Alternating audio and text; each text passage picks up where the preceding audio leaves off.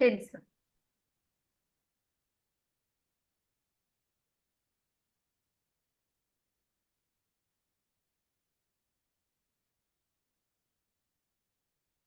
Hello.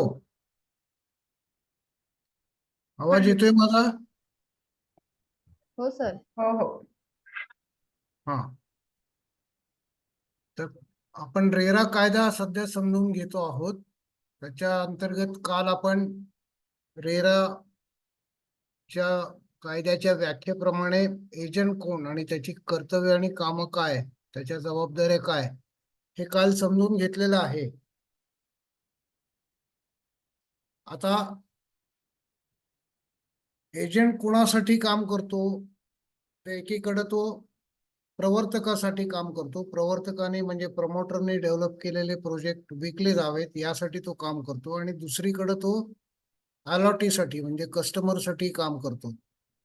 तर जसं agent म्हणजे कोण याची व्याख्या केलेली आहे कायद्याने, तसंच आता आधी प्रवर्तक कोणाला म्हणायचं नेमकं, म्हणजे प्रमोटर या शब्दाची डेफिनेशन केल्याशिवाय कायदा पुढं ती जबाबदारी फिक्स करू शकत नाही कोणाची काय जबाबदारी आहे.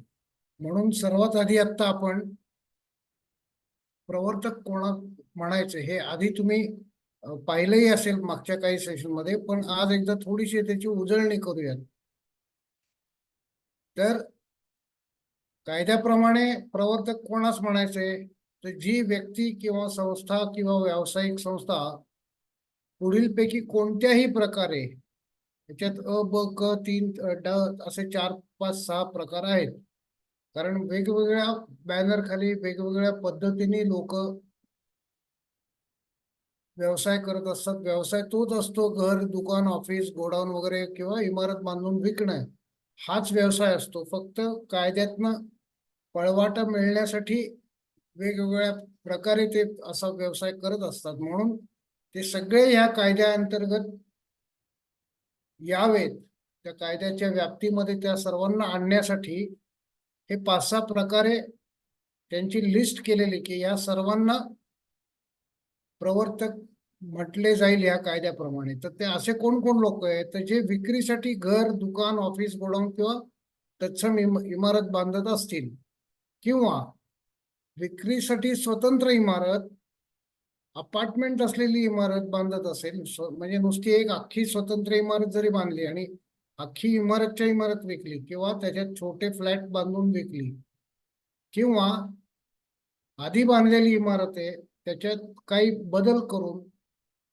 किंवा त्या इमारतीच्या काही भागामध्ये थोडे बदल करून अपार्टमेंट मध्ये कन्वर्ट करून जर ते विकणार असेल, किंवा एखादी व्यक्ती किंवा संस्था किंवा व्यावसायिक संस्था मोठी जमीन विकसित करून त्याचं विकसन करताना स्वतंत्र छोटे भूखंड करणार असेल, मग त्याच्यावर बांधकाम केलं असलं किंवा नसेल, पण ते विक्रीसाठी जेव्हा असतं तेव्हा त्याला प्रवर्तकच म्हटलं जातं. तसंच याच्यात सरकारी प्राधिकरण सुद्धा आली की जी विक्रीसाठी, म्हणजे म्हाडा आहे हुडको आहे, अशा ज्या सरकारी संस्था आहेत पण त्या विक्रीचं काम करतात, कुठलंही घर बांधलेलं विकण्यासाठी बांधलं जातं, तेव्हा अशा संस्था सुद्धा या कायद्याप्रमाणे प्रवर्तक ठरतात. तसंच राज्यातील एखादी सर्वोच्च गृहनिर्माण वित्त संस्था, म्हणजे जी हाऊसिंग प्रोजेक्टसाठी फायनान्स देते असे सरकारी कंपनी, ही सुद्धा एक प्रकारे प्रवर्तकच समजली जाते. कारण ती घरं बांधण्यासाठीच किंवा अशा कॉलनीज डेव्हलप करण्यासाठीच वित्त म्हणजे फायनान्स देत असते, भांडवल देत असते. त्यांना सुद्धा हा कायदा लागू होतो. त्यांनी सुद्धा या कायद्याचं पालन केलं पाहिजे. तसंच काही छोट्या संस्था, प्राथमिक सहकारी संस्था असतात की ज्या मोठा प्लॉट घेऊन त्याचं भूखंड विकसित करून आपल्या सभासदांना, पण सभासदांना सुद्धा ते काही फुकट देत नाहीत, तिथे एक प्रकारे विक्रीच होत असते.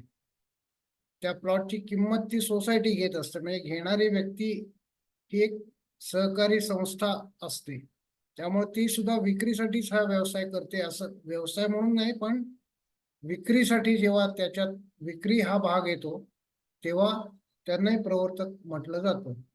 आता या सगळ्यातनं पळवाटा काढण्यासाठी काही लोक काय करतात, जमीन मालकाकडनं नुसतं अधिकार पत्र घ्यायचं, म्हणजे फक्त डेव्हलपमेंट अग्रीमेंट करायचं आणि मग त्याच्यावर डेव्हलपमेंट राईट्सच्या आधारे दुकानं, घरं किंवा ऑफिसेस वगैरे बांधून त्याची कॉलनी करणारे लोक म्हणजे वसाहतदार, बांधकाम व्यावसायिक, कंत्राटदार, इस्टेट डेव्हलपर वेगवेगळी नावं घेतात कायद्यातनं पळवाटा काढण्यासाठी.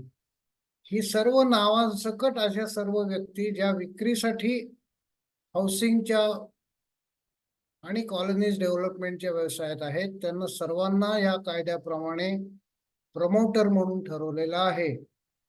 कुणीही यापैकी काहीतरी शब्दच्छल करून नाही नाही मी या कॅटेगरीत बसत नाही, मी प्रवर्तक नाहीच आहे, मी फक्त एवढंच काम बघितलं, तेवढंच बघितलं, पैसे भलत्यानेच घेतलेत, जमीन मालकाला एवढे पैसे दिलेत वगैरे वगैरे पळवाटा जे काढू इच्छितात त्या सर्वांना त्या पळवाटातनं आता हा कायदा पळू देत नाही. काही लोक म्हणजे उदाहरण द्यायचं झालं तर ए व्यक्तीची जमीन बी व्यक्ती त्याच्याकडनं डेव्हलपमेंट राईट्स घेते, डेव्हलपमेंट राईट घेतल्यावर ती सी व्यक्तीला बिल्डर म्हणून कॉन्ट्रॅक्ट देते, म्हणजे प्रॉफिट मधला काही हिस्सा त्याला देऊन त्याला बिल्डर करते. बिल्डर आणखीन त्याच्यात कंत्राटदार नेमतो, कॉन्ट्रॅक्टर. तर असं ए बी सी डी करत त्या मूळ जमिनीच्या मालकीमध्ये एक प्रकारे तिसऱ्या, चौथ्या, पाचव्या व्यक्तीचे हक्क निर्माण होत जातात. याला थर्ड पार्टी इंटरेस्ट किंवा fourth party, third party interest असं कायद्यामध्ये म्हटलं जातं. असं जेव्हा विक्रीमधनं इतर व्यक्तींचे त्याच्यात इंटरेस्ट तयार होतात, असं जेव्हा जेव्हा होते, मग ते कुठल्याही नावाने तुम्ही करा, त्या सर्वांना प्रवर्तक म्हणजे प्रमोटर असं कायद्यानुसार रेरा कायद्यानुसार ठरलेलं आहे. आणि महारेराने त्याप्रमाणेच महाराष्ट्रात ती व्याख्या कंटिन्यू केलेली आहे की या सर्व लोकांना, अशा संस्थांना, व्यवसायधारक संस्थांना प्रवर्तक म्हणूनच त्यांच्याकडे बघितलं जाईल आणि त्यांची जबाबदारी त्याप्रमाणे ठरवली जाईल. तर काही केसेसमध्ये नंतरच्या काळात वेगवेगळ्या केसेस प्राधिकरणासमोर आल्यानंतर जेव्हा काही येतात त्यावेळेला त्यांना काही गोष्टींमध्ये स्पष्टीकरण द्यायला लागतं. तसं स्पष्टीकरण दिलेलं आहे की घरं, दुकानं बांधणारी व्यक्ती ही वेगळी आणि ती विकणारी व्यक्ती वेगळी, असं जरी वेगळे असले तरी त्या दोघांनाही संयुक्त प्रवर्तक म्हणजे कॉमन प्रमोटर्स म्हणून जबाबदार धरलं जाईल, असं करून त्या लोकांनाही या कायद्याच्या व्याप्तीमध्ये आणलेलं आहे. तर या अर्थाने आता प्रवर्तक कोण हे कळलं का? या कायद्याने कुणाला प्रवर्तक म्हटले समजलं का अंकिता मॅडम?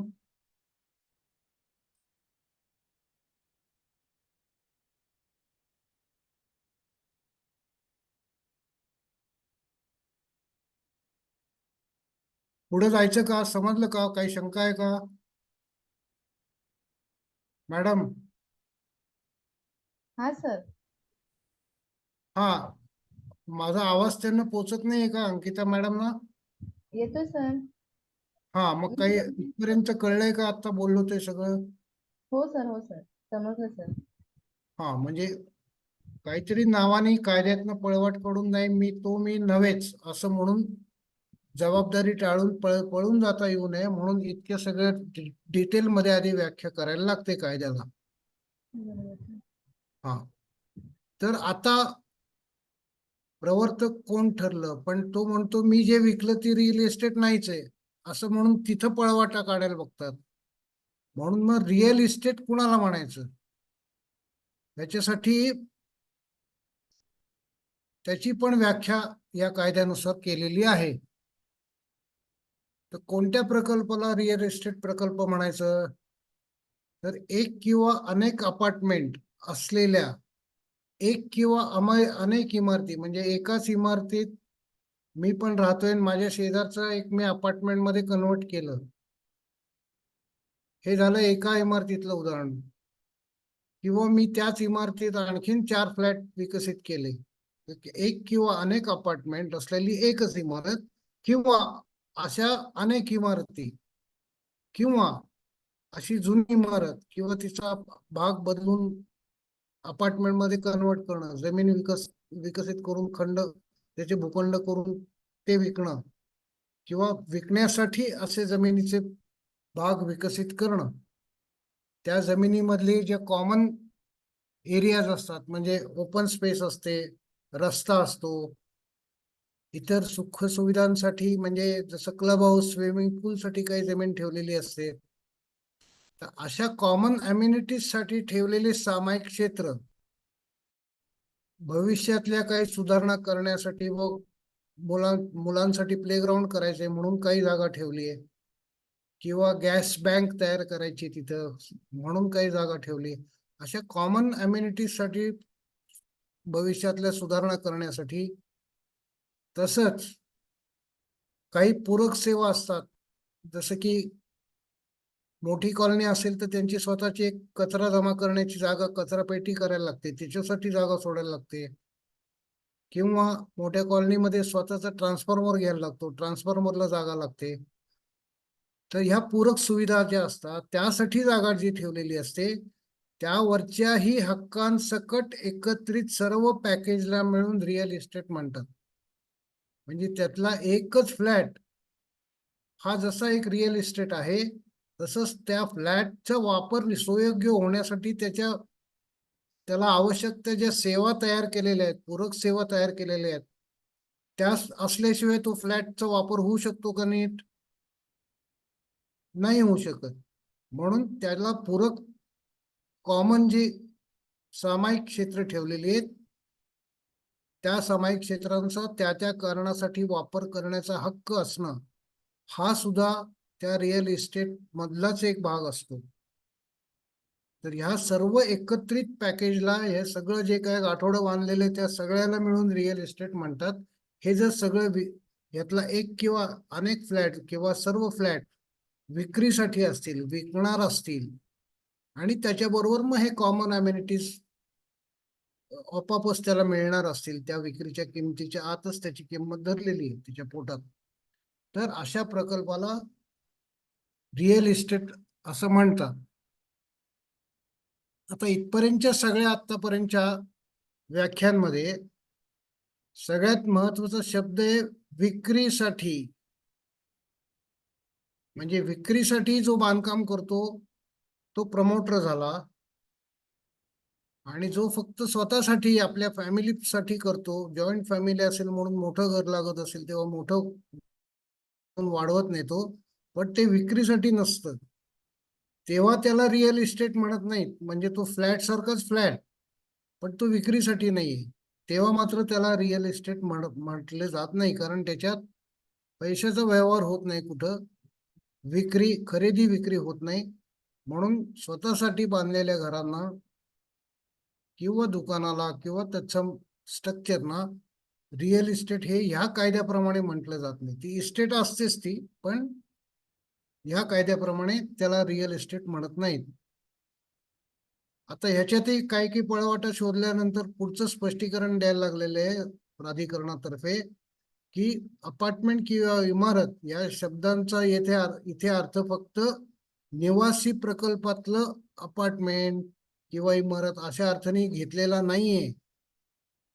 तर त्यात व्यावसायिक प्रकल्पही आले, म्हणजे एखाद्या मोठ्या महत्वाच्या रस्त्यावर नुसती ऑफिसेस बांधली आणि ऑफिसेस म्हणून जास्त टॅक्स भरायला लागू नये म्हणून ते 1 RK फ्लॅट म्हणून दाखवला, पण प्रत्यक्षात वापर होणारे ऑफिस म्हणून हे कळत असतं, पण म्हणून ती निवासी म्हणून दिली तर त्याला एक्झम्पशन नाहीये, किंवा म्हणून त्या इमारतीला फक्त निवासी प्रकल्प असं म्हटलं जात नाही. काही वेळेला त्या ऑफिसेसना शेजारी एक सर्व्हिस रूम असते, पॅन्ट्री असते, ते it is like a part part of kitchen. तर अशा वेळेला या सगळ्या गोष्टी त्याच्यातच वेगवेगळ्या नावाखाली येऊ शकतात. म्हणून अपार्टमेंट आणि इमारत या शब्दाचा अर्थ फक्त रहिवासी, फक्त लोक राहण्यासाठी त्याचा वापर करणारे असा इथं घेतलेला नाहीये या कायद्यामध्ये. तर त्यात हे या प्रकारचे सर्व व्यावसायिक प्रकल्प जे ऑफिस बिल्डिंग म्हणून सँक्शन झाली ती सुद्धा म्हणताना अपार्टमेंट इमारत असंच म्हटलं जातं, पण तिचं इन्क्लुजन झालेलं आहे या कायद्याप्रमाणे. निवासी प्रकल्प अशा शब्दांखाली ती येते, पण फक्त निवासी असं त्याचा अर्थ नाही. तर आता आपल्याला प्रमोटर कोणाला म्हणायचं कळलं, रिअल इस्टेट कोणाला म्हणायचं ते कळलं, त्या संदर्भातले काही कन्फ्युजन होती त्यासाठी दिलेलं स्पष्टीकरण कळलं. इथपर्यंत समजलंय. आता पुढे जाऊयात. हो सर. हो सर. हा, आज अंकिता आणि आणखीन कोण जॉईन झाले? निलेश जाधव. निलेश जाधव काल पण होतात तुम्ही ना? हो हो हा, आणखीन आज कोणी तिसरं जॉईन झालंय का? हो सर, अजिंक्य म्हणून आहे. कोण जॉईन झालंय? हो, काल नव्हतो मी. नाव काय आपलं? अजिंक्य पाटील सर. अजिंक्य पाटील. तुम्ही कुठं असता? सर मी प्रॉपर बारामतीचा आहे. बारामतीत असता. बरं, हरकत नाही. तर आता हो इथपर्यंत समजले त्या गोष्टी. हो सर. हो हो हा, त्यामुळे जबाबदारी कोणाची काही फिक्स करण्यासाठी त्या पोस्टची, त्याच्या व्यवसायाची संपूर्ण व्याख्या केल्याशिवाय कायदा पुढे सरकू शकत नाही. तर आपण आता विषय चालू केलाय प्रमोटरच्या जबाबदाऱ्या, म्हणजे त्याचे कर्तव्य काय आणि त्याची कामं काय. त्यासाठी प्रमोटर कोणाला म्हणायचं, तो जे बांधून विकतो त्यातलं रिअल इस्टेट कोणाला म्हणायचं, रिअल इस्टेटमध्ये कॉमन क्षेत्र पण कशी आली, ज्या इतर कॉमन अम्युनिटीज साठी म्हणून दिलेल्या आहेत जागा, त्याच्यावरचा हक्कासहित आपण एखादा फ्लॅट घेताना घेत असतो एक प्रकारे. तर म्हणजे त्यातनं मग रिअल इस्टेट कोणाला म्हणायचं हे कळतं. आणि अपार्टमेंट आणि इमारत म्हणजे फक्त रेसिडेन्शियल असा अर्थ न घेता त्यात व्यावसायिक म्हणजे कमर्शियल प्रोजेक्ट आले, असं इथे त्यांनी खुलासा केलेला आहे. सो वी विल प्रोसीड नाव. पुढे जाऊयात आता. ओके.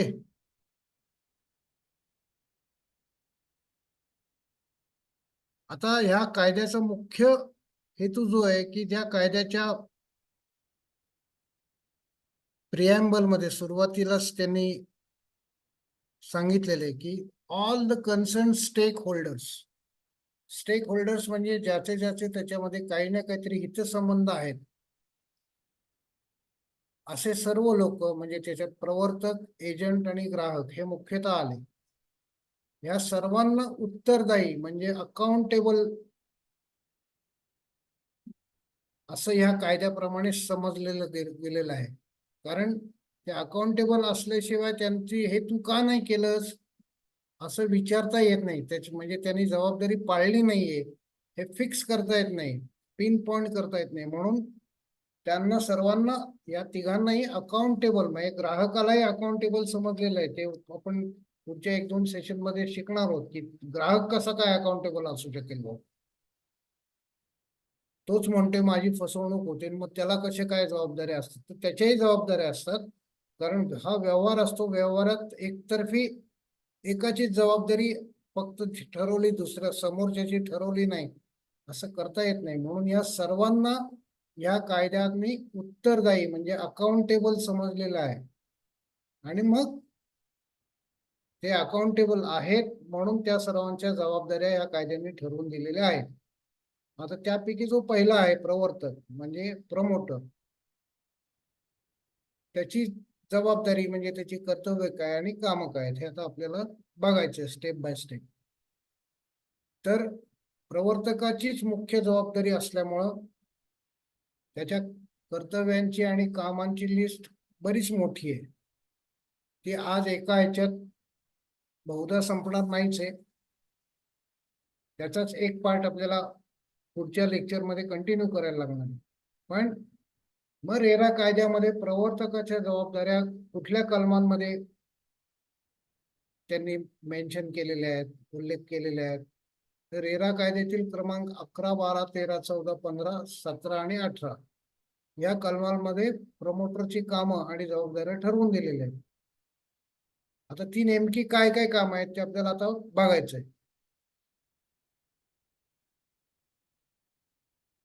प्रवर्तकाचा रोल रेरा कायद्याअंतर्गत कुठनं सुरू होतो? जेव्हा तो अप्लाय करतो ते त्याच्या प्रोजेक्ट रजिस्ट्रेशनसाठी, ते तुम्ही आधी शिकलायत, how to register a project, बरोबर ना? तर हो सर. हा, ते जेव्हा रजिस्ट्रेशनच्या प्रोसेसमध्ये असतात त्याच्यामध्ये त्यांना रेरा काय जी अथॉरिटी जी आहे, प्राधिकरण जे आहे, ते त्यांना लॉग इन नंबर आणि पासवर्ड देतात. तो मिळाला की प्रमोटरला प्राधिकरणाच्या वेबसाईटवर जाऊन स्वतःच्या नावाचं, आपल्या कंपनीच्या नावाचं वेब पेज तयार करायची परमिशन एक प्रकार मिळते. सर्वात पहिल्यांदा त्यांनी ते काम करायचंय की लॉग इन आणि पासवर्ड वापरून आधी स्वतःचं वेब पेज तयार करायचं. नाही तर सर्व माहिती देणार कुठं आणि सर्वांना दिसेल असं ठिकाण कुठलं आहे? पेपरला जाहिरात केली तरी ते सगळेजण तोच पेपर वाचतील असंही नाही. म्हणून सर्वांसाठी एक कॉमन प्लॅटफॉर्म जो आहे तो ह्या प्राधिकरणाची वेबसाईट सर्व प्रकल्पांसाठी, सर्व बिल्डर्ससाठी एक कॉमन प्लॅटफॉर्म आहे. तिथे तुम्ही ते बघितलं असेल की महाराष्ट्रातल्या सर्व प्रकल्पांची माहिती तिथे उपलब्ध असते.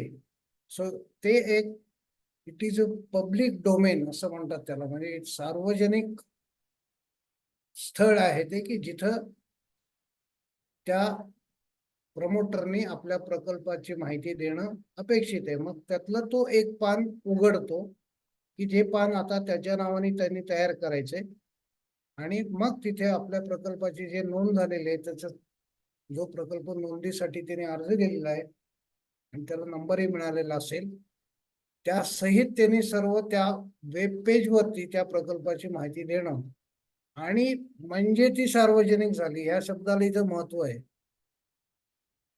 पब्लिक डोमेन मध्ये त्याची माहिती येणं म्हणजे ट्रान्सपरन्सीची सुरुवात आहे की आम्हाला काही लपवून ठेवायचं नाही.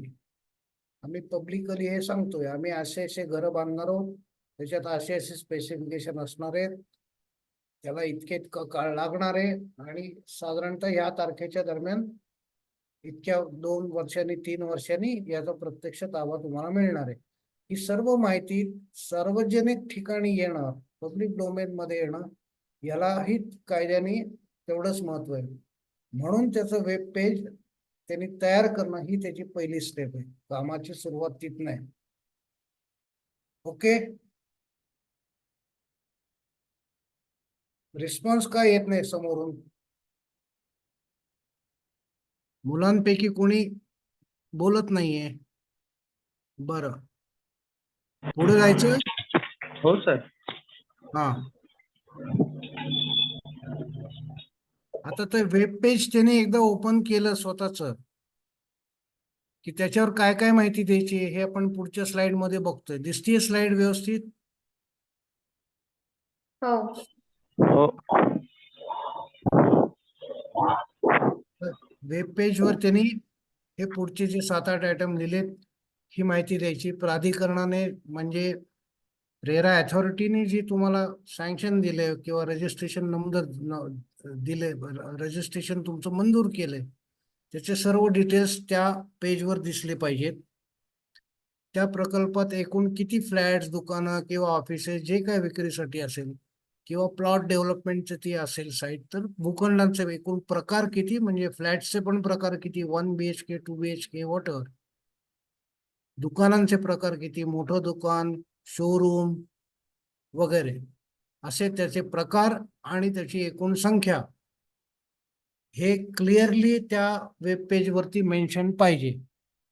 ही माहिती देणं प्रवर्तकाचं काम आहे, ती त्याची जबाबदारी आहे. आता ह्यापैकी एकूण फ्लॅट्स पैकी वेब पेज ओपन करेपर्यंत कदाचित काही फ्लॅट आधी ऍडव्हान्स मध्ये बुकिंग झालेले असतील किंवा काही भूखंड विकले गेले असतील. किंवा वेब पेज ओपन केल्यानंतर जरी झाले असतील, कमेन्समेंट सर्टिफिकेट मिळाल्यानंतर वेब पेज ओपन करेपर्यंत काही वेळ जातो, त्या वेळेपर्यंत काही बुकिंग झाली असतील. या सगळ्या मधल्या वेळात हा वेळ 3 महिन्यापेक्षा जास्त कुठेही असू नये. दर 3 महिन्याने अपडेट द्यावं म्हणून त्याला ट्राय मंथली कंप्लायन्स किंवा त्रैमासिक पूर्तता, दर 3 महिन्यांनी त्यांनी या सर्व गोष्टींची माहिती अपडेट करत राहायची त्या वेब पेजवर. ही त्याची जबाबदारी आहे, हे त्याचं काम आहे. ह्या अपडेट केलेल्या यादीप्रमाणे बुक झालेल्या फ्लॅटची यादी, बुक झालेल्या गॅरेजेस किंवा म्हणजे पार्किंगची संख्या आणि त्रैमासिक यादी, कमेन्समेंट सर्टिफिकेट प्रमाणे किती मंजुरी मिळाली ती. काही जणांना हल्ली तुम्हाला ते माहिती असेल, TDR विकत घेऊन तो वरच्या मजल्यांवरती वापरण्यासाठी TDR विकत घेण्यात वेळ जातो. तोपर्यंत 4 मजले बांधण्याचं तेवढंच कमेन्समेंट सर्टिफिकेट मिळालेलं असतं.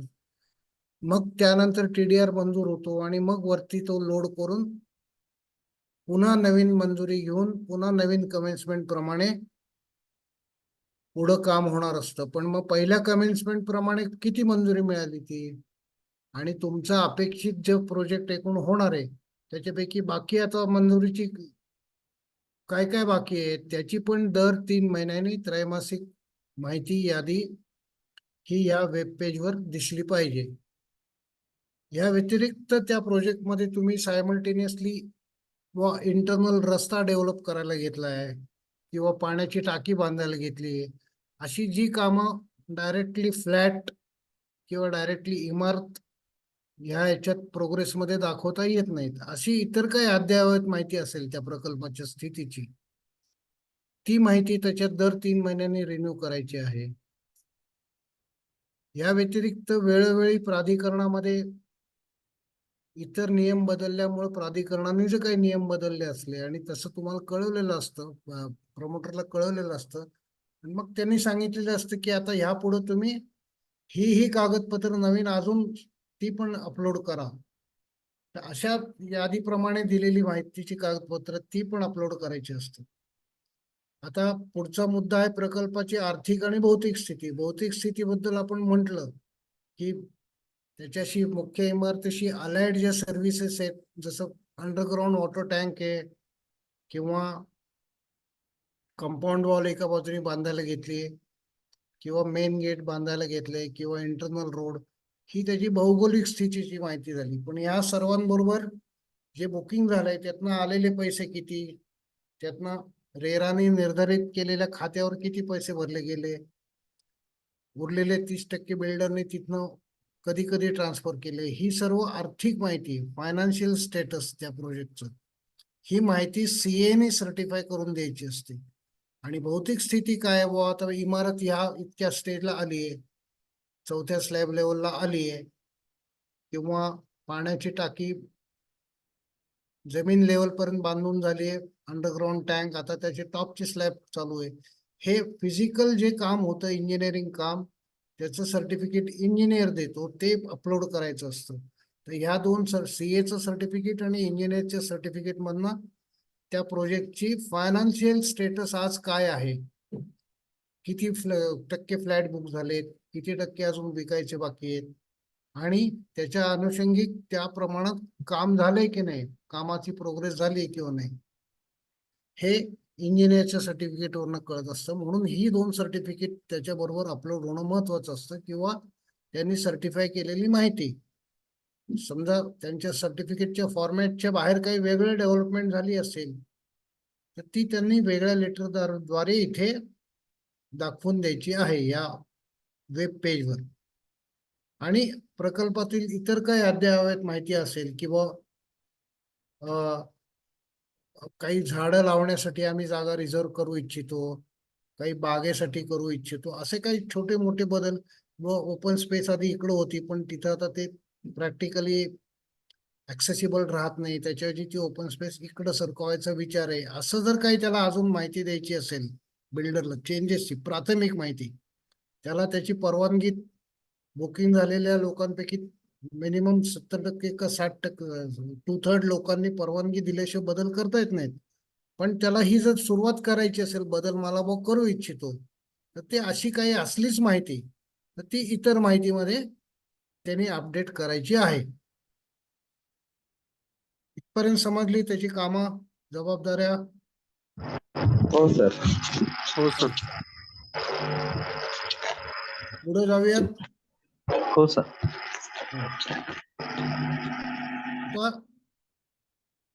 वेबसाईटवर सगळी खरी माहिती दिली म्हणजे त्याची जबाबदारी संपली असं होत नाही. कारण सर्व ग्राहक काय फक्त वेबसाईट बघून, वेब पेज बघून बुकिंग करतात असं नाही. इतर पेपरला जाहिराती दिलेल्या असतात, ब्रोशर्स तयार करून वाटलेली असतात, हँडबिल्स दिलेली असतात. ह्या ज्या सर्व जाहिरातीचे जे प्रकार आहेत, सोशल मीडियावरती जाहिराती दिलेल्या असतात, तर ही जाहिरात तिथं मी बघितली, ती खरी आहे का खोटी आहे हे मला ग्राहकाला कसं कळणार? त्या जाहिरातीची सत्यता पटवण्यासाठी ह्याच वेब पेजवर त्यांनी जाहिरातीची माहिती द्यायची असते. हे लक्षात आलं का? हो सर. हा. हो. सो दॅट तो रेराला जे सांगतोय मी अशाची जाहिरात करतोय, तीच जाहिरात बाहेर आली का नाही बरोबर, तर रेराला वेगळी माहिती देतोय जाहिरातीत हा. आणि ग्राहकांना वेगळी देतो, दोन्ही माहितीमध्ये तफावत नाही ना, हे ठरवण्यासाठी म्हणजे प्रकल्पाच्या जाहिरातीची सत्यता पटवण्यासाठी त्याला त्या जाहिरातीचे काही फोटो किंवा मी जाहिरातीला असं असं मॅटर दिलेलं आहे हे सुद्धा त्याच्या वेब पेजवरती ती माहिती द्यावी लागते. त्या जाहिरातीच्या संदर्भात वेब प्राधिकरणाने जर काही वेळोवेळी इतर सूचना दिल्या असतील तर त्या मला अशा सूचना मिळाल्या आहेत प्राधिकरणाकडनं ह्याची पण माहिती द्यावी लागते वेब पेजवर. आणि त्या प्राधिकरणाच्या ज्या वेबसाईटवरती तुमच्या त्या प्रोजेक्टची सर्व माहिती दिलेली आहे त्याच वेब पेजवर रेराचा नोंदणी क्रमांक आणि त्याच्या रजिस्ट्रेशनच्या संदर्भातली आनुषंगिक जी माहिती असेल तेवढी माहिती ही सुद्धा तिथेच देणं, तुमच्या वेब पेजवर देणं हे बंधनकारक आहे. या व्यतिरिक्त काही वेळेला त्यांनी मार्केटिंग कोलॅटरल केलेले असतात. म्हणजे काय की बांधकामाला पैसे नाहीत म्हणून एक 4 फ्लॅट कोणाला तरी मी अप्रत्यक्षपणे गहाण ठेवले, पण ते डायरेक्टली गहाण नाहीत. म्हणजे मॉर्टगेज बँकेचं जसं असतं तसं रजिस्टर्ड मॉर्टगेज नाहीये, पण ते 4 फ्लॅट मी आज या व्यक्तीला देतो असं कबूल करून त्याच्याकडनं काही पैसे घेतलेले, त्याला कोलॅटरल म्हणतात. तर असंच मार्केटिंगचं काही कोलॅटरल जर त्यांनी केलं असेल तर तिथे सुद्धा त्यांनी रेराचा नोंदणी क्रमांक दिलाय की नाही हे कळण्यासाठी ती पण माहिती त्यांनी या वेब पेजवर देणं आवश्यक आहे. So that is also confirm की yes there also you are not hiding anything. आणि त्या कोलॅटरल घेतलेल्या माणसाला जर उद्या काही कमी जास्त वाटलं तर तो ह्या माणसाला कुठे शोधू शकतो, ते रेराच्या ह्या वेब पेजवरनं तो या माणसाच्या प्रकल्पाचा अप टू डेट माहिती घेऊ शकतो. तर म्हणून जाहिरातींचं महत्व हे सुरुवातीलाही तुम्ही शिकलात की जाहिरातींमध्ये दिशाभूल करणारी माहिती नसावी, काहीतरी अशक्य होणारे नंतर अशा गोष्टींचे आश्वासनं नसावीत वगैरे वगैरे. ते जाहिरातींच्या बद्दलचे जे गाईडलाईन्स आहेत ते तुम्ही सुरुवातीला शिकलेले आहेत माझ्या माहितीप्रमाणे. पण मग त्याचं महत्व आता इथे तुम्हाला कळेल की त्याच्या जबाबदाऱ्या अल्टिमेटली चुकीची जाहिरात, खोटी माहिती असलेली जाहिरात, फसवी जाहिरात, म्हणजे शब्दच्छल असा शब्द काहीतरी वापरतात की ग्राहक फसला पाहिजे आणि मग फसल्यानंतर त्या शब्दावरनं केस पाडत बसायचं, मग कायदेशीर भांडणं करत बसायचं आणि कोणा कोणाचं तरी फसवणूक होणं. हे सगळं टाळण्यासाठी या सगळ्या गोष्टींची माहिती एका वेब पेजवरती, वेब पेज ही त्या प्रकल्पाची आणि त्या प्रमोटरची पूर्ण कुंडली दाखवत असते की याचे हात कुठं अडकलेत का नाही अडकलेत, कोणाचा याच्यावर बोजा आहे प्रोजेक्टवर का नाही आहे बोजा, हा बांधू शकतोय की नाही, राहिलेलं काम पूर्ण करू शकतोय की नाही, राहिलेल्या पैशात आतापर्यंत इतके पैसे आलेत पण बांधकाम जास्त राहिले. हे प्रपोर्शन जे आहे ते ग्राहकाला त्याच्या त्या वेब पेज वरनं ठरवता येतं आणि मग तो निर्णय घेऊ शकतो की मी हा प्रोजेक्ट बघायला जाऊ का नको मुळात.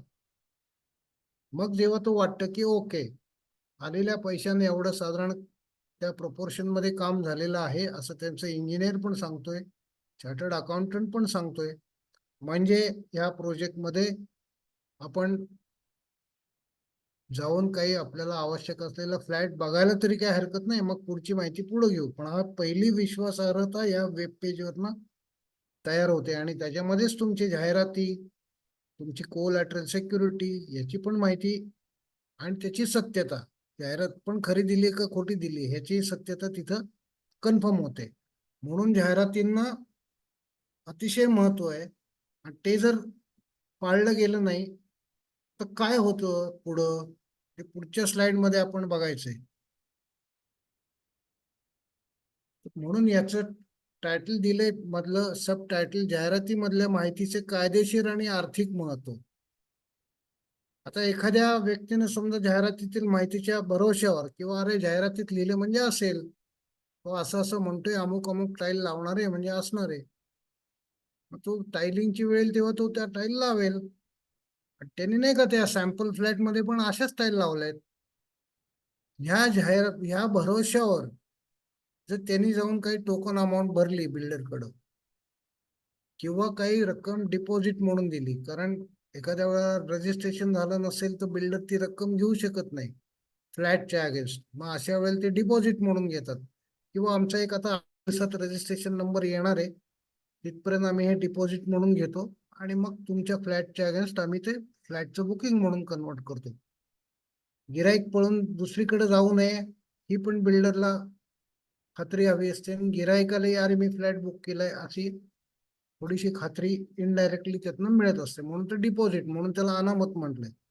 तर सॅम्पल फ्लॅट बघून किंवा जाहिरातीमधल्या माहितीच्या आधारे जर एखाद्याने फ्लॅट बुक केला पण दुर्दैवाने जर त्या ह्याच्यात पुढे जाऊन त्या व्यक्तीचं काही नुकसान झालं तर पूर्वी ती व्यक्ती अशा वेळेला आपलं नुकसान भरपाई मागायला सुद्धा ते याच्याकडे जायला घाबरायची अशी परिस्थिती होती. पण आता रेरा कायदा त्याच्या पाठीशी उभा आहे, त्यामुळे त्यांनी प्रवर्तकावर ती जबाबदारी टाकलेली आहे की यांची कंप्लेंट अशी अशी आहे, चुकीचं आहे हे तू सांगतोयस, प्रूव्ह करतोयस का खरं आहे म्हणून मान्य करतोयस, खरं आहे म्हणून मान्य केलंस तर ही नुकसान भरपाई तुला द्यायला लागेल, आणि तू बळेबळेच खोटं सांगत असेल तर वी विल प्रूव्ह. हे रेराच्या प्राधिकरणासमोर हिअरिंग होऊन ते त्या संबंधित व्यक्तीला नुकसान भरपाई देण्याची वेळ आणतात प्रवर्तकावर. त्यामुळं इथे ह्या कायद्याचा हा फायदा दिसतो की दिशाभूल करणारी जाहिरात त्याला फसणं, चुकीच्या हँडबिलला फसणं आणि त्या आधारे किंवा सॅम्पल फ्लॅट मध्ये नाही का सगळी मस्त फिटिंग लावलेली होती आणि प्रत्यक्ष फ्लॅट मध्ये ती नाहीच आहे, असं अगदी पोझिशन स्टेजलाही होतं. प्रत्यक्ष फ्लॅट मध्ये सीपी सॅनिटरी फिटिंग वेगळ्याच कंपनीचं लावलेत, आम्हाला सांगितलं तर अमुक, तसंच लाईटचे स्विचेस वायर कुठल्या वापरल्यात. तर सगळ्या छोट्या छोट्या गोष्टी जे काय जाहिरातीत दिलंय, जे काय ब्रोशर मध्ये लिहिलंय तसंच्या तसं जर नसेल तर त्या व्यक्तीला कायद्याप्रमाणे नुकसान भरपाई मिळण्याचा हक्क या कायद्यामुळे मिळालेला आहे. एवढं सगळं होऊन जर त्या पुढे ती व्यक्ती म्हणली जाऊन त्याच्याला मला हा फ्लॅटच नको, माझा सगळा रसच गेला, मी बुकिंगच कॅन्सल करतो, तर त्यावेळेला त्या बिल्डरला ते त्या डेव्हलपरला नाही म्हणता येत नाही कायद्याप्रमाणे. त्यांनी त्याचे तोपर्यंत दिलेली जेवढी काय रक्कम असेल ती सगळी गुंतवणूक म्हणून समजून त्यावरचं व्याज दिलेल्या तारखेपासून परत द्यायच्या तारखेपर्यंत मधल्या काळातलं व्याज, त्याचं व्याजाचाही दर ते वेळोवेळी डिक्लेअर करतो. म्हणजे आता तो आरबीआयच्या सेव्हिंगच्या रेटच्या काहीतरी 1% जास्त +1% का +2% असं काहीतरी आहे, पण निदान आता ती ग्राहकाला एवढी तरी शाश्वती मिळते की बुवा मला माझे निदान गुंतवणूक प्लस काही व्याज हे नक्की परत मिळेल, आणि हे देण्याची जबाबदारी प्रवर्तकाला टाळता येत नाही. म्हणून जाहिरातीचं महत्व, चांगल्या जाहिरातीचं महत्व, जाहिरात फसवी असू नये याचं महत्व, मिसलिडिंग जाहिराती करू नयेत याचं महत्व, हे डायरेक्टली आर्थिक नफ्या तोट्याशी कसं जोडलं गेलेलं आहे इथं तुम्हाला लक्षात येईल. म्हणून ते जाहिरातीचा जो भाग आहे या कायद्यामधला तो सुरुवातीपासून दिलेला आहे. कधी जाहिरात करायची, कधी नाही, जाहिरातीत काय उल्लेख करायचा, कधी काय करायचं नाही, ही सर्व माहिती तेव्हापासून सांगत होते. त्याचं महत्व आता इथे शेवटी ह्या त्याच्या रिस्पॉन्सिबिलिटीमध्ये रिफ्लेक्ट होतं. त्या प्रवर्तकाला जर स्वतःचं नुकसान करून घ्यायचं नसेल तर त्यांनी जाहिरात करतानाच काळजीपूर्वक जाहिरात करावी. हा बदल आता दिसून येतो. तुम्ही जाहिराती जर नीट वाचल्यात तर तुम्हालाही कळेल बिल्डरच्या जाहिराती, की जे खरोखर देणं शक्य असेल तेवढंच ते कमिट करतात.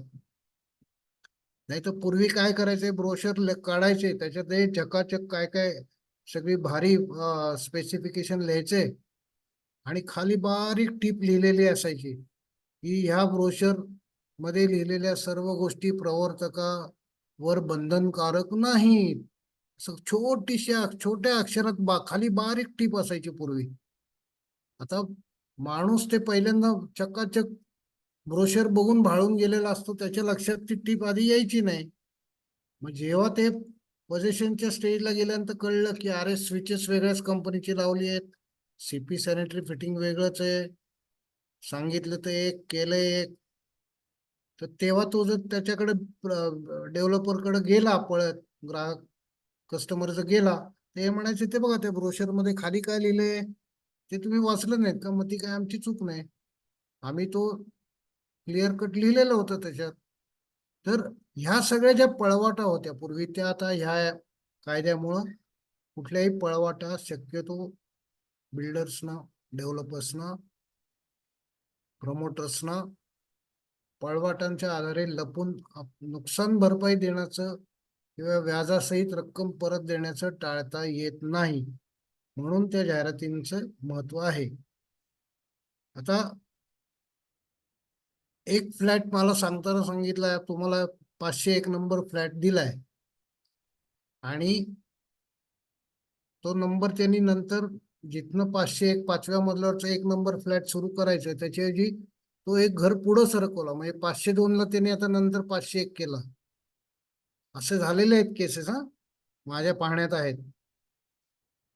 तर नंबर सगळे पुढे फिरवून जातात. म्हणजे मला जो 501 म्हणून सांगितला होता त्याचा मला जो व्ह्यू मिळत होता, तिथनं मला चांगला निसर्ग दिसत होता किंवा इतर काही गोष्टी दिसत होत्या, चांगली हवा येत होती, तर 501 नंबरचा फ्लॅटच अख्खा तिकडे शिफ्ट झाला. 501 आता हा 506 झालाय आणि 501 पलीकडे सरकलाय. तिथनं काहीच व्ह्यू नाही.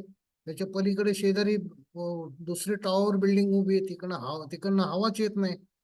म्हणजे चुकीच्या माहितीमुळं फ्लॅटच्या वाटपावर परिणाम झाला इथे, हे वाक्य पुढं आहे. चुकीचा फ्लॅट चुकीच्या पद्धतीने नंबरिंग करून दाखवला एक आणि दिला भलताच, म्हणजे इथे वाटपावरती परिणाम झालाय. म्हणून जरी त्या व्यक्तीने नुकसान भरपाई मागितली, कारण मला आता सगळे पैसे परत घेऊन मी दुसरीकडे कुठं फ्लॅट घेणं शक्य नाही, कारण तिकडेही भाव वाढलेत.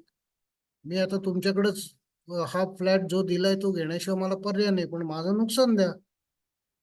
तर नुकसान किती काय हे रेराकडं कंप्लेंट केल्यानंतर ते ठरवून देतात. तेवढी नुकसान भरपाई त्या त्या संबंधित व्यक्तीला द्यावी लागते, प्रमोटरला. किंवा ती व्यक्ती जर नाराजच झाली, नाही मला नकोच हा फ्लॅट, तुम्ही माझं सगळं मूडच घालवलाय, म्हणून त्यांनी बुकिंग कॅन्सलच करायचं जर ठरवलं, तर त्यांनी तोपर्यंत दिलेली सर्व रक्कम व्याजासहित परत देणं हे आता त्या बिल्डरवर बंधनकारक झालेलं आहे, डेव्हलपरवरती, प्रमोटरवरती बंधनकारक झाले. ही परिस्थिती रेरा येण्याच्या आधी नव्हती. हा अतिशय महत्वाचा बदल आमच्या समोर झालेला आहे मागच्या 2 4 5 7 वर्षात. जसा रेरा हळूहळू इम्प्लिमेंट होत गेला तस एकीकडं हा कायदा गांभीर्याने घेतल्यामुळेही चांगले बिल्डर्सही आहेत. त्याबद्दल मी काय सगळे प्रमोटर सगळे बिल्डर वाईट असे आणि म्हणत नाही, पण परिस्थितीवश काही वेळेला त्यांना स्पेसिफिकेशन बदलायला लागत होती. तेही आता त्यांना पळवाट काढण्याचं स्वातंत्र्य पण राहिलेलं नाही. They have to fulfil it whatever they have committed, or else they have to pay the penalty to RERA also and pay. त्याचं जे काय नुकसान झालं असेल ते कॉम्पेन्सेशनही त्यांनी त्याला देणं बंधनकारक झालंय. तर right from booking to deviation जिथं जिथं होतंय, जाहिरातीमुळं असेल, चुकीच्या ब्रोशरमुळं असेल, चुकीची माहिती दिल्यामुळं, तर त्या नुकसान भरपाईपर्यंत त्याची जबाबदारी काय आहे हे आज आपण बघितलं. या पुढच्या जे काय अजून त्याच्या जबाबदाऱ्या आहेत आणि इतर गोष्टी आहेत, त्या आपण पुढच्या सेशनमध्ये बघणार आहोत. आज आपण जे काय 5, 6, 7, 8 स्लाइड बघितल्या आणि जे प्रमोटर कोण, रिअल इस्टेट कोणाला म्हणायचं, जिथं जिथं विक्रीचा संबंध येतो तिथं तिथं त्याला रिअल इस्टेट म्हटलं जातं. हे एक महत्वाचं आहे मुद्दा त्यातला. या 2 डेफिनेशन बघितल्या, मग त्याप्रमाणे त्यांच्या जबाबदाऱ्या प्रवर्तकाच्या काय हे आता आपण बघतोय. त्यातला साधारणतः 50% पार्ट आता झालाय. बाकीचा त्याचे रिस्पॉन्सिबिलिटीज अँड फंक्शन्स ही काम आपण पुढच्या सेशन मध्ये बघणार आहोत. आता ह्या विषयावर तुम्हाला आता काही शंका असली तर आता विचारा.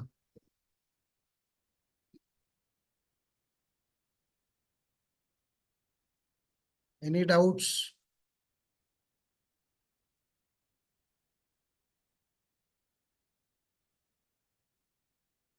अंकिता मॅडम, नाही सर. अजून कोण पार्टिसिपंट्स? मी आता कालपासूनच मी बघतोय त्यामुळे मला नावं लक्षात नाही राहिलेली. रायगडचा कोण आहे? हा, निलेश जाधव. हा, निलेश. हा. काही समजलंय हे? इथपर्यंत काही शंका आहे का समजुतीमध्ये? नाही नाही नाही सर, नाही सर. चालेल.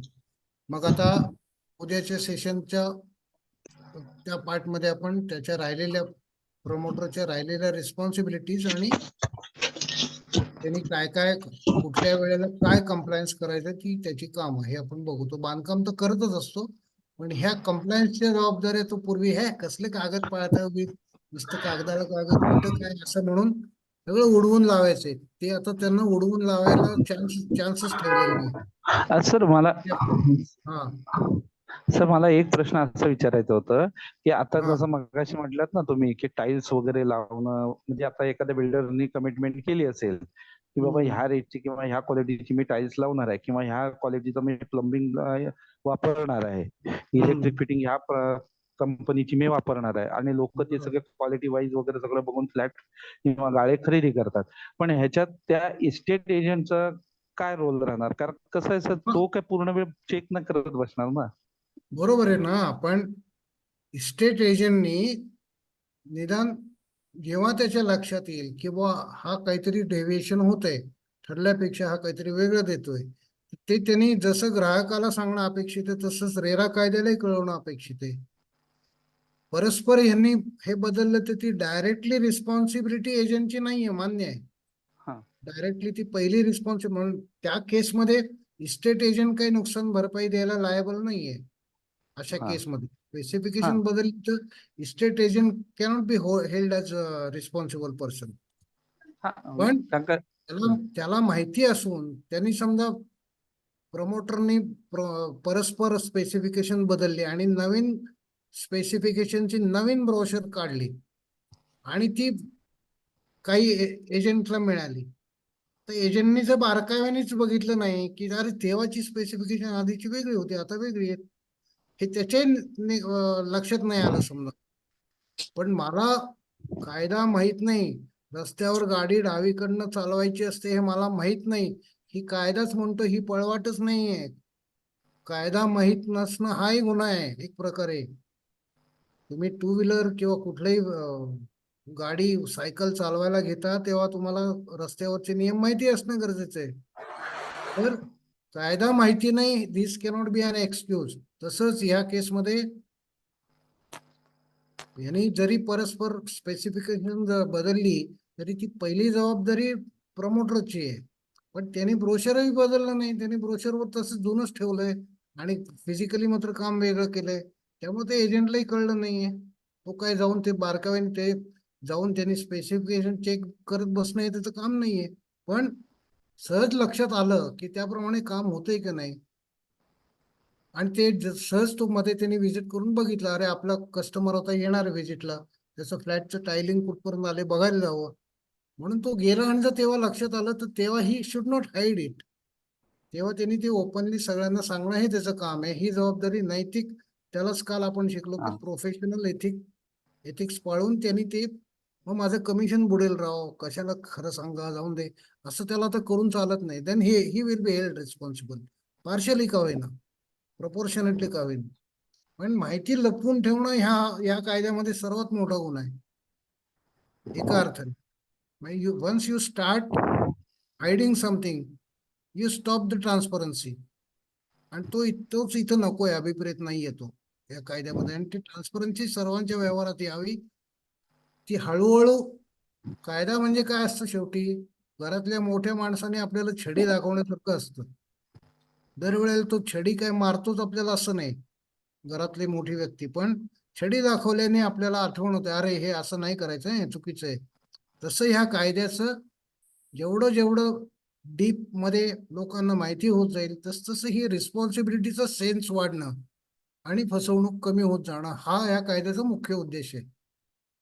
तर तो साध्य होतोय की नाही हे मोठी एकीकडे बघायचं, आणि कोण आपली जबाबदारीपासून पळूनच जातोय का हे मात्र बारकाव्याने बघायचं. असं दोन्ही प्रकारे हे करतोय रेरा कायदा. कोणालाच ते सोडत नाही, प्रत्येकाला अकाउंटेबल ठरवलंय हे लक्षात घ्या.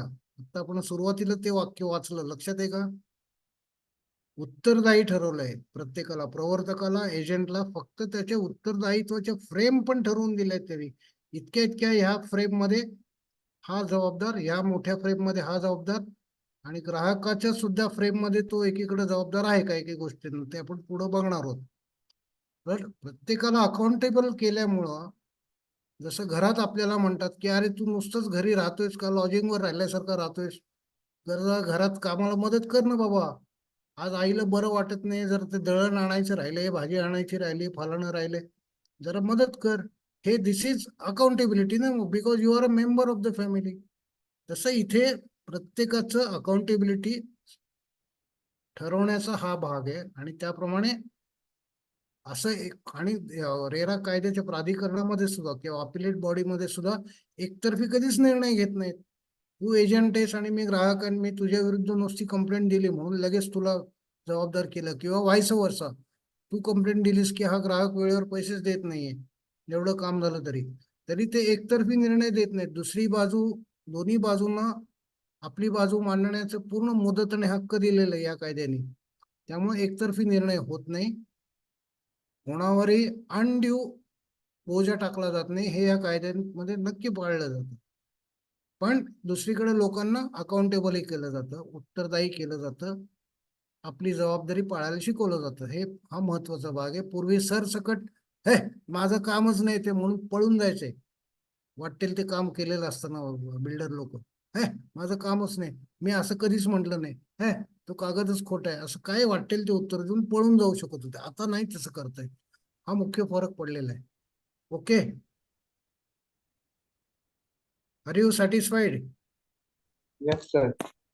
हा, ओके, थांबूयात आपण आता. हो चालेल सर.